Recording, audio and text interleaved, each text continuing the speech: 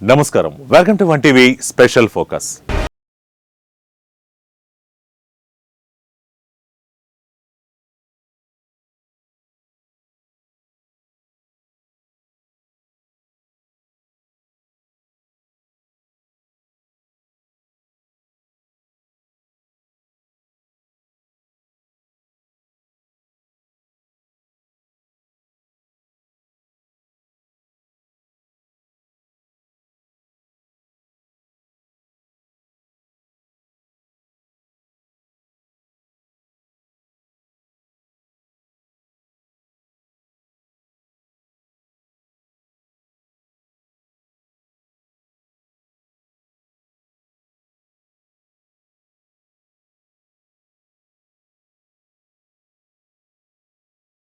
రాజకీయ నేతలను పై అధికారులను సంతృప్తి పరిచేందుకు అత్యుత్సాహంతో పనిచేయొద్దని తెలంగాణ హైకోర్టు వ్యాఖ్యానించింది.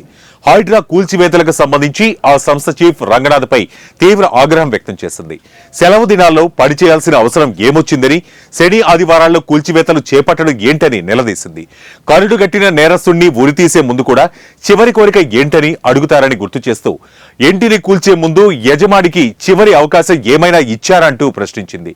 ఈ మేరకు హైడ్రా కూల్చివేతలపై దాఖలైన పిటిషన్లపై హైకోర్టు విచారణ చేపట్టింది. హైడ్రా చీఫ్ వర్చువల్ గా అమీర్పూర్ తహసీల్దార్ కోర్టులో విచారణకు హాజరయ్యారు. ఈ సందర్భంగా హైడ్రా చీఫ్ రంగనాథ్ కు హైకోర్టు పలు ప్రశ్నలు సంధించింది.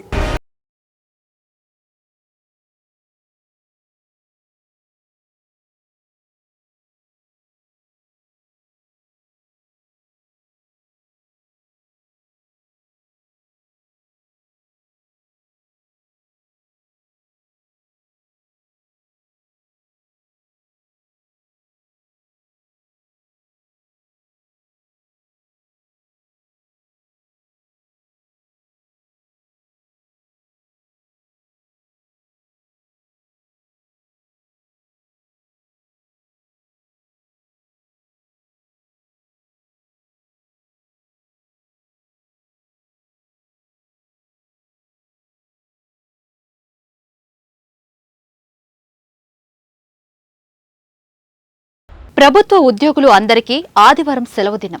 అలాంటిది సెలవు దినాలలో మీరు ఎందుకు పనిచేస్తున్నారని రంగనాథ్ను హైకోర్టు ప్రశ్నించింది. శని ఆదివారాల్లో, అది కూడా సూర్యాస్తమయం తర్వాత కూల్చివేతలు ఎందుకు చేపడుతున్నారని నిలదీసింది. గతంలో వారాంతంలో కూల్చివేతలు చేపట్టవద్దంటూ కోర్టులు తీర్పిచ్చిన విషయం తెలియదా అంటూ ఆగ్రహం వ్యక్తం చేసింది. చట్ట ప్రకారం నడుచుకోకపోతే తర్వాత ఇబ్బంది పడాల్సి వస్తుందని తహసీల్దార్ను హెచ్చరించింది. రాజకీయ నేతలు చెప్పారనో, పై అధికారులు ఆదేశించారనో అత్యుత్సాహంతో పనిచేస్తే ఆ తర్వాత ఇబ్బంది పడతారంటూ అధికారులకు వార్నింగ్ ఇచ్చింది.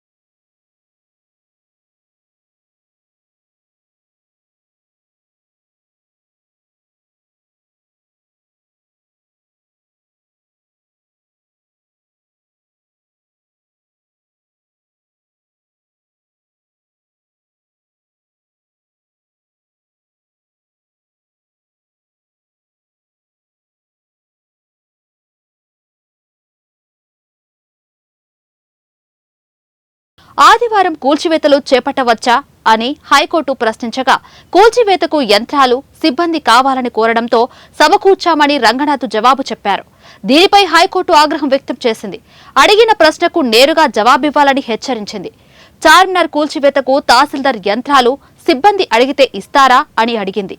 ఆక్రమణదారులు ఇల్లు కాల్చేయనంత మాత్రాన కూల్చివేతలు చేపట్టడమేంటని ప్రశ్నించింది. ఆదివారం కూల్చివేతలు చేపట్టడం హైకోర్టు తీర్పునకు వ్యతిరేకమని తెలియదా అంటూ మండిపడింది. చట్ట ప్రకారం నడుచుకోకుంటే ఇంటికి వెళతారు, జాగ్రత్త అంటూ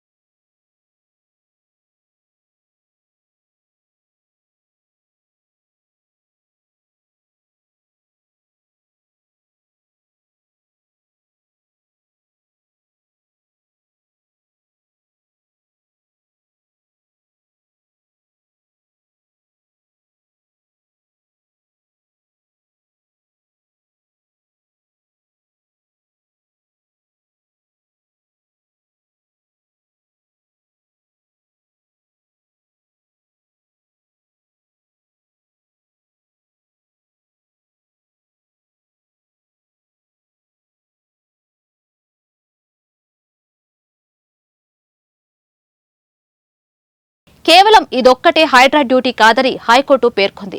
జీవో ప్రకారం నగరంలో ట్రాఫిక్ సమస్యలు పరిష్కరించే బాధ్యత కూడా హైడ్రాకు ఉందని, మరి దానిపైన ఎలాంటి చర్యలు తీసుకోలేదేమని ప్రశ్నించింది. అమీన్పూర్ కూల్చివేతలతో పాటు మూసీ విషయంలోనూ 20 లంచ్ మోషన్ పిటిషన్లు దాఖలయ్యాయని హైకోర్టు పేర్కొంది. దీంతో ఇది అరుదైన కేసుగా భావించి అధికారులను విచారణకు పిలిచినట్లు తెలిపింది. నిబంధనలు పాటించకుంటే హైడ్రా ఏర్పాటు జీవోపై స్టే ఇవ్వాల్సి వస్తుందని వార్నింగ్ ఇచ్చింది.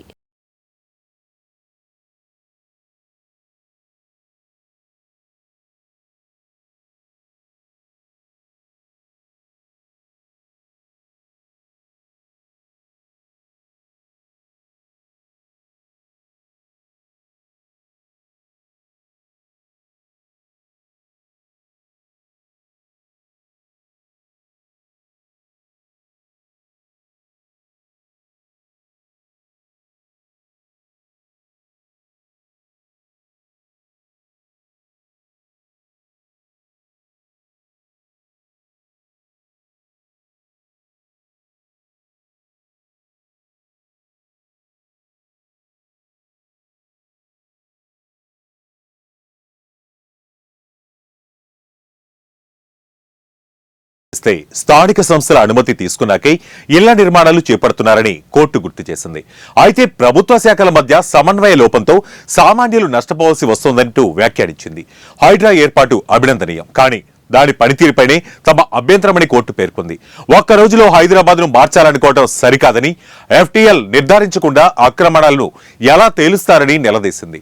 అనంతరం కేసు విచారణను అక్టోబర్ 15కు వాయిదా వేస్తూ అప్పటి వరకు యథాతథ స్థితిని కొనసాగించాలని హైకోర్టు ఆదేశించింది.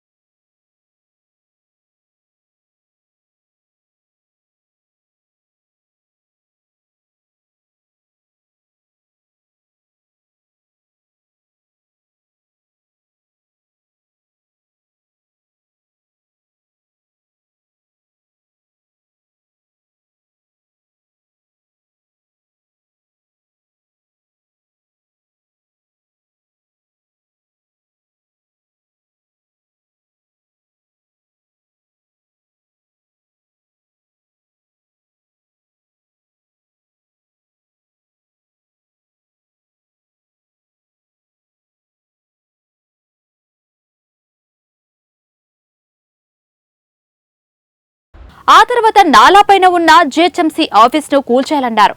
అన్ని నిర్మాణాలకు అనుమతి ఇచ్చే జిహెచ్ఎంసీ భవనం కూడా నాలాపైనే ఉందన్నారు. అసలు 60 ఏళ్లుగా పాలించిన కాంగ్రెస్ చెరువులను ఎందుకు గుర్తించలేదో చెప్పాలన్నారు. FTLలో నిర్మాణాలకు అనుమతి ఇచ్చిన వారిపై చర్యలు ఎందుకు తీసుకోవడం లేదని ప్రశ్నించారు. పేదల ఇల్లు కూల్చుతామని ముందే చెబితే ప్రజలు ఒక్కరు కూడా కాంగ్రెస్ పార్టీకి ఓటు వేసి ఉండేవారు కాదన్నారు.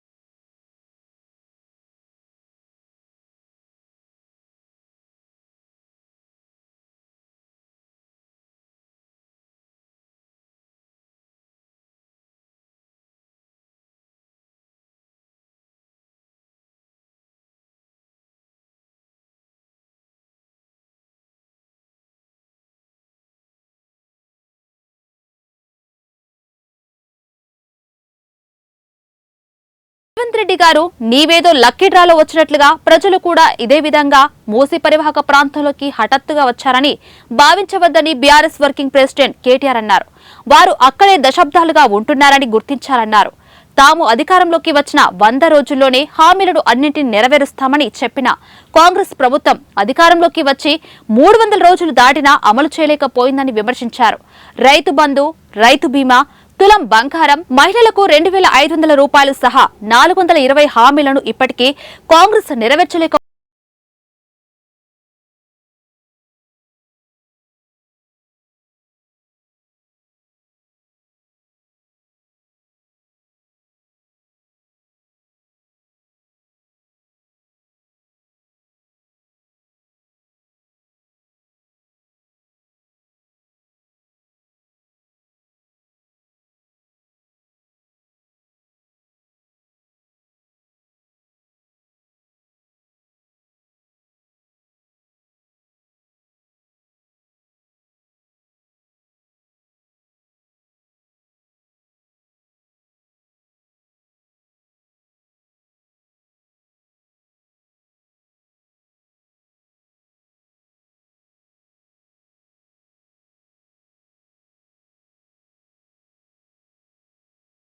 వేస్తుందని, కానీ చాలా నిర్మాణాలు కాంగ్రెస్ హయాంలోనే జరిగాయన్నారు. మూసీ పరివాహక ప్రాంతంలో దశాబ్దాలుగా ఉంటున్న 25,000 కుటుంబాలను రోడ్డు మీద పడేస్తానంటే ఎలా అని మండిపడ్డారు. లక్షలాది మందిని నిరాశ్రయం చేసే హక్కు ముఖ్యమంత్రికి ఎవరు ఇచ్చారని నిలదీశారు. తప్పు చేసింది ఎవరు, ఈ ప్రభుత్వం శిక్ష ఎవరికి వేస్తుంది అని నిలదీశారు. 1994లో కాంగ్రెస్ ప్రభుత్వం ఉన్నప్పుడే తమకు పట్టాలు ఇచ్చారని, అప్పుడే ఇల్లు కట్టుకున్నామని, వారి హయాంలోనే రిజిస్ట్రేషన్లు కూడా అయ్యాని బాధితులు చెబుతున్నారని వెల్లడించారు. తాము 30-40 ఏళ్లుగా అక్కడే ఉంటున్నామని వాపోతున్నారన్నారు.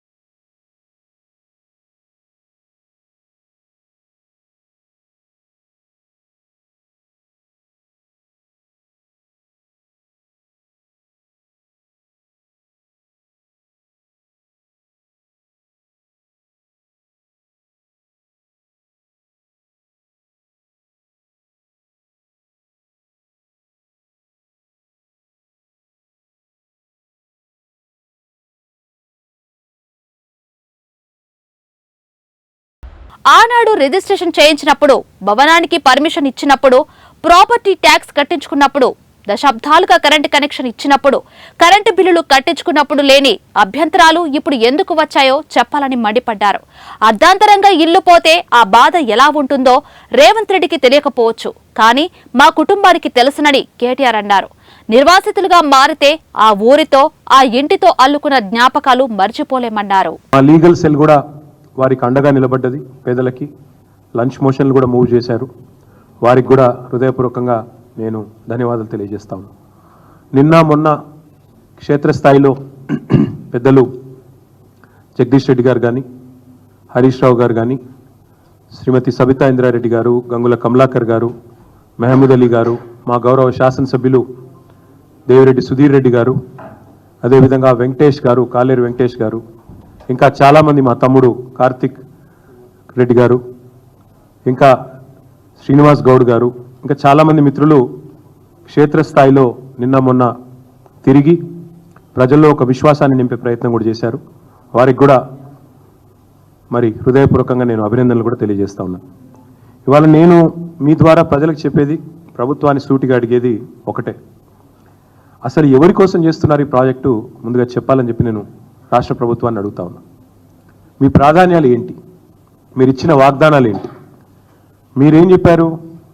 100 రోజుల్లో 6 గ్యారంటీలు అమలు చేస్తాం అని చెప్పి ఫుల్ పేజ్ యాడ్స్, 100 రోజులు 100 రోజులు 100 రోజులు అని చెప్పి వచ్చిన అధికారంలోకి వచ్చిన 100 రోజుల్లోనే 2,000 పెన్షన్ 4,000 అవుతుందని, అధికారంలోకి వచ్చిన 100 రోజుల్లోనే మహిళలందరికీ నెలకు 2,500 చొప్పున ఇస్తామని, అధికారంలోకి వచ్చిన 100 రోజుల లోపలనే మరి తులం బంగారం ఇచ్చి కళ్యాణ లక్ష్మికి ఇప్పటికే ఇస్తున్న ₹1,00,000 అదనంగా ఇస్తామని, అదే మాదిరిగా మొదటి రోజే 2 లక్షల రుణమాఫీ చేస్తామని, 100 రోజుల్లోనే రైతు బంధును 10,000 నుంచి 15,000 చేస్తామని చెప్పి అధికారంలోకి వచ్చారు.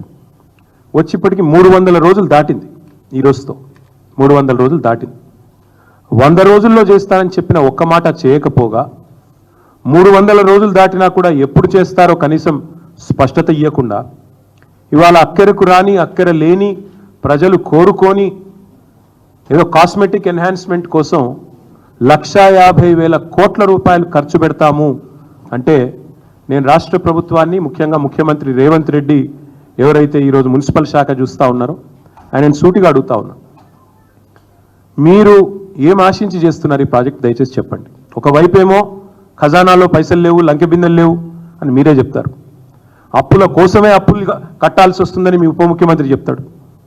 ఇంతవరకు కనీసం ఒక్క పని కూడా మీరు సవ్యంగా ఇచ్చిన హామీ ఒక్కటి నెరవేర్చలేదు. రుణమాఫీ అన్నారు, దేవుళ్ళ మీద ఒట్టు పెట్టారు, 15 ఆగస్టు అన్నారు, డిసెంబర్ 9 అన్నారు, ఇప్పటివరకు అది కూడా పూర్తి చేయలేదు. ఒక్క గ్యారంటీ కూడా ఇంతవరకు అమలు చేయలేదు. ఒక్కటంటే ఒక్కటి కూడా అమలు చేయలేదు. 420 హామీలు ఉన్నాయి, ఒక్కటి కూడా ఇప్పటి వరకు 10 నెలల్లో అమలు చేసిన పాపన పోలేదు. ఒక్క కొత్త ఉద్యోగం కూడా ఇవ్వలేదు. కానీ ఈరోజు దాదాపు 25,000 కుటుంబాలను రోడ్డు మీద పడేస్తా, 1,00,000 మందిని నిరాశ్రయులను చేస్తా అని మూసీ బాధితుల పాలిట ఒక కాలయముడిలాగా ముఖ్యమంత్రి గారు మారిపోయినారు. నేను ముఖ్యమంత్రి గారిని ఒకటే అడుగుతా ఉన్నా, మీకు ఎవరిచ్చారు ఈ అధికారం? అసలు తప్పు చేసింది ఎవరు? నేరం చేసింది ఎవరు? శిక్ష ఎవరికి వేస్తున్నారు మీరు చూడండి, వాళ్ళ మాటలు వినండి దయచేసి. ఎవరైతే బాధితులు ఉన్నారో మా దగ్గరకు వచ్చి చెప్తా ఉన్నారో వారి మాట దయచేసి మీరు వినండి, వారి ఆక్రందనలు వినండి. 1994లో మీ కాంగ్రెస్ ప్రభుత్వం ఉన్నప్పుడే మాకు పట్టాలు ఇచ్చారు, మాకు రిజిస్ట్రేషన్లు అయినాయి. అప్పటి నుంచి ఇప్పటి వరకు అక్కడే ఉంటున్నాం. 30-35 ఏళ్ళ నుంచి ఉంటున్నాం, 40 ఏళ్ళ నుంచి ఉంటున్నాం, 50 ఏళ్ళ నుంచి ఉన్న వాళ్ళు ఉన్నాం. కాంగ్రెస్ ప్రభుత్వంలోనే మాకు పట్టాలు వచ్చినాయి, కాంగ్రెస్ ప్రభుత్వంలోనే మా రిజిస్ట్రేషన్లు అయినాయి, కాంగ్రెస్ ప్రభుత్వంలోనే మేము ఇల్లు కట్టుకున్నాం అని చెప్పి వాళ్ళు చెప్తా ఉన్నారు. ఈరోజు వాళ్ళు అడుగుతూ ఉన్నారు, మరి ఆనాడు రిజిస్ట్రేషన్ చేయించుకున్నప్పుడు కానీ, బిల్డింగ్ పర్మిషన్లు ఇచ్చినప్పుడు కానీ, ఆనాడు ప్రాపర్టీ ట్యాక్స్ కట్టించుకున్నప్పుడు కానీ, మాకు కరెంటు కనెక్షన్ ఇచ్చినప్పుడు కానీ, మంచినీళ్ళ బిల్లు కట్టుకున్నప్పుడు కానీ ఆ రోజు లేని అభ్యంతరాలు ఈ రోజు ఎందుకు వస్తున్నాయని వాళ్ళు అడుగుతున్న సూటి ప్రశ్నకు ప్రభుత్వం దగ్గర సమాధానం ఉందా అని నేను అడుగుతాను. రెండవది, ముఖ్యమంత్రి గారు ఒక మాట అర్థం చేసుకోవాలి. అసలు ఒక పేద మధ్యతరగతి కుటుంబానికి ఇల్లు అనేది జీవితకాలం వాళ్ళు చేసిన కష్టానికి ప్రతిరూపం. ఇల్లు అనేది ఒక ఇమోషన్. ఇల్లు అనేది ఆ కుటుంబం మొత్తం కలలుగానే ఒక సౌధం. అదేదో కేవలం ఒక 4 ఇటుకలు లేదా 2 రాళ్ళు పెట్టి కట్టిన ఒక కట్టడం కాదు. ఇల్లు అనేది ఒక జ్ఞాపకాల పొదరిల్లు. అలాంటి ఇల్లును మీరు నిర్దాక్షిణ్యంగా కూల్చేస్తామంటే ఆ బాధ మీకు తెలియకపోవచ్చు రేవంత్ రెడ్డి గారు, మాకు తెలుసు. మా కుటుంబం స్వయంగా కేసీఆర్ గారి కుటుంబం ఒకసారి కాదు 2 సార్లు డిస్ప్లేస్ అయ్యాం మేము. మా నాయనమ్మ ఊరు పోసాన్పల్లె అని అప్పర్ మానేరు డ్యాంలో 1940లో మునిగిపోతే అక్కడి నుంచి తట్టాబుట్టా తీసుకొని మేమంతా చింతమడకకు వచ్చింది మా కుటుంబం.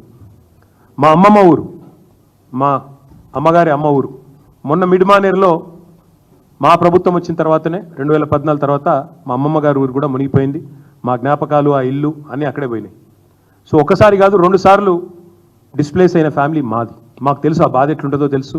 ఒకసారి నిర్వాసితులుగా మారితే ఆ ఊరితో అల్లుకున్న జ్ఞాపకాలు కానీ, ఆ ఇంటితో అల్లుకున్న కొన్ని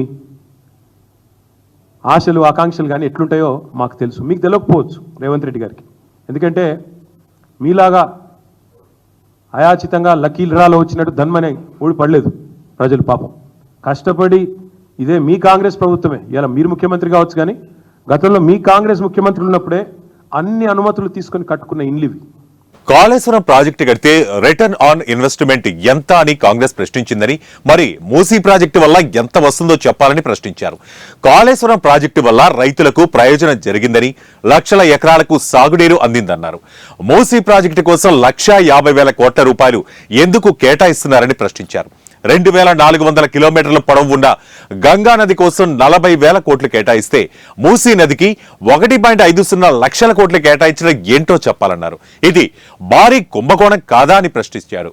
ఎవరి కమిషన్ల కోసం మూసీ సుందరీకరణ అంటున్నారు.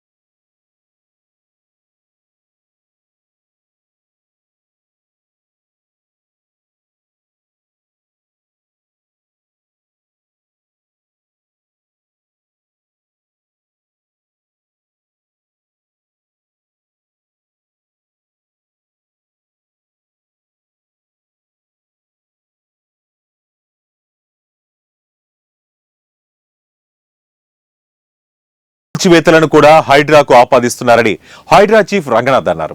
హైడ్రా పేదల నివాసాల జోలికి వెళ్లడం లేదన్నారు. చెరువులు, కుంటలు, నాలాల రక్షణే హైడ్రా కర్తవ్యమని వెల్లడించారు. వరదల్లో రోడ్లు, ఇళ్లు మునకుండా హైడ్రా చర్యలు తీసుకుందన్నారు.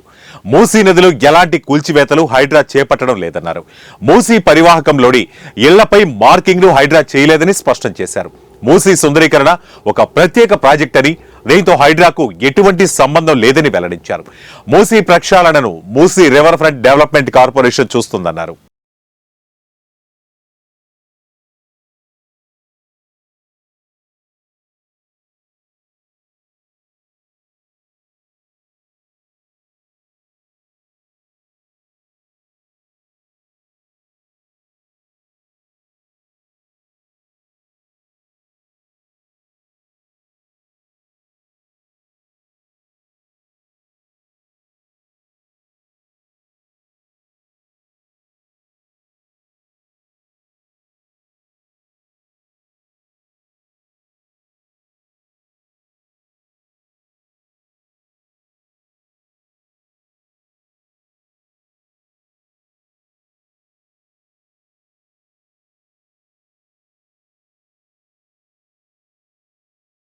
సో ఇది ఇవాల్టి 1TV స్పెషల్ ఫోకస్. మరో ఇంట్రెస్టింగ్ టాపిక్ తో మళ్ళీ కలుద్దాం. Until then keep watching 1TV news. ప్రతిక్షణం ప్రజల పక్షం.